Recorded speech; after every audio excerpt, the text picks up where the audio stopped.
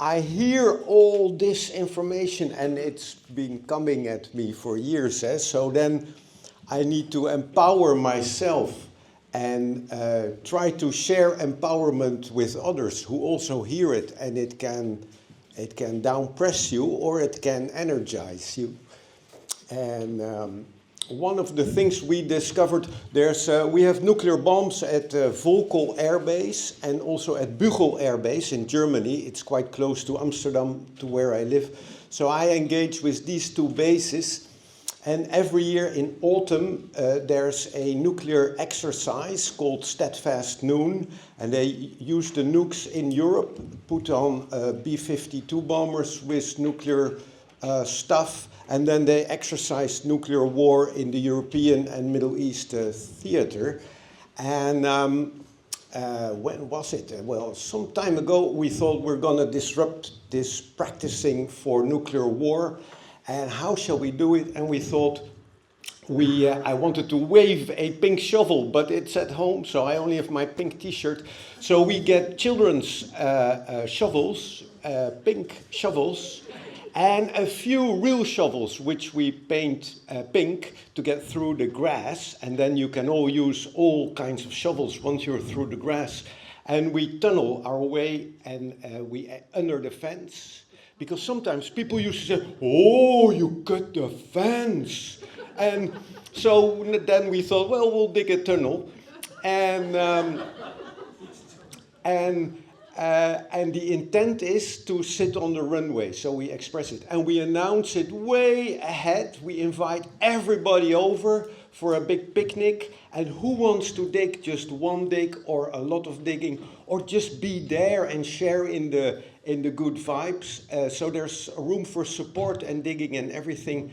And so we do these digging actions, and I think they're great fun. And yeah, they're great fun. Let me see what I had written down. And now the new one is going to be a bit of a combination this autumn, because we also have people in wheelchairs and with walkers, and a tunnel is a bit hard. So now we'll make an opening between two poles, and we'll put rainbow cloth and everything around it.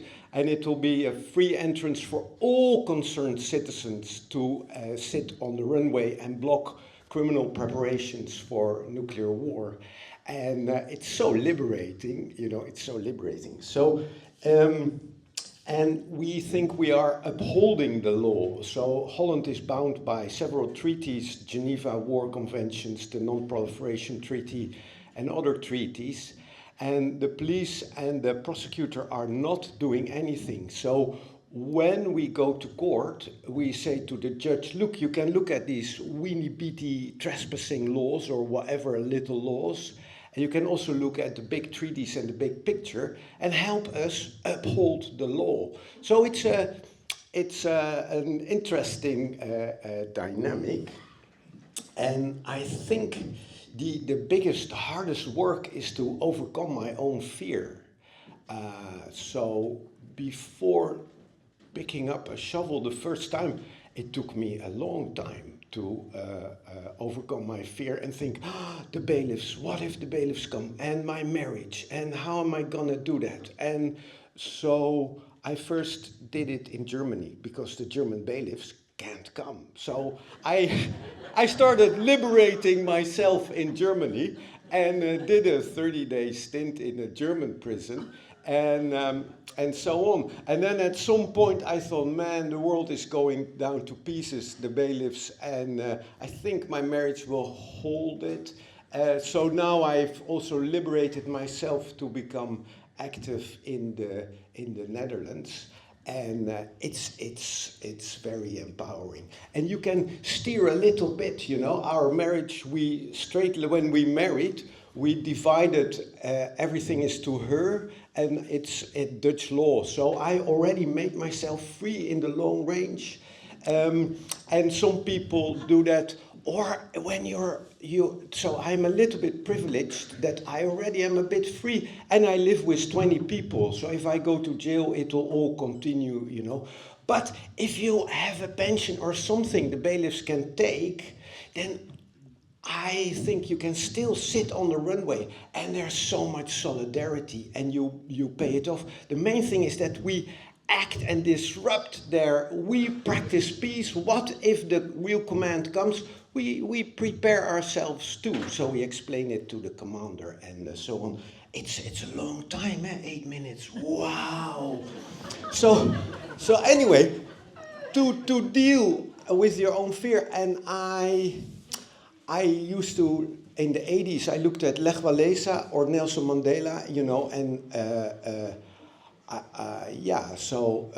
and now I really like Sophie Scholl, and we have midday prayer. It's a Catholic worker, Christian anarchist community, and at the midday prayer, there's one sentence, Passion of Christ strengthen me, and then the rest is peanuts. So that helps to overcome my fear. And now I still have, so we also do it on the climate, and we make climate and militarism into one, because the exhaust and everything. So we work together a bit with Extinction Rebellion. They think blocking a military runway, whoa. And we say it's the intent, and they will stop us way before we get there, but we express the intent to do it. We have coal tracks in our port, where a lot of coal comes in from Colombia and it's being burned. And then the tracks are on these things, wooden things, and there's stones, a lot of little stones under where the tracks are, and it's only coal trains. And so what we do, we again throw a picnic, have music, and we take a pebble from the track and another pebble, and you can just picnic or you can pick up a pebble, and it destabilizes the tracks, and if they don't stop us, it's finished with coal trains. And so we do sabotaging infrastructure, and it's a dance, but the first time I was so scared, because sabotaging infrastructure is yet another step compared to digging a tunnel under a military fence. So it's dancing with your own fear and with the powers that be, and it's a great dance.